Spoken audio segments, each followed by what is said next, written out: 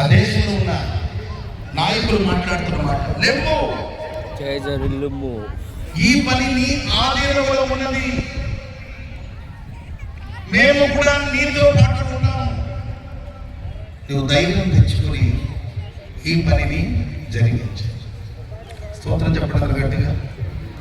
హల్లెలూయా. లెమ్ము ఈ పని నీ ఆధీనంలో లేకపోతే నీ స్వాధీనంలో ఉన్నది.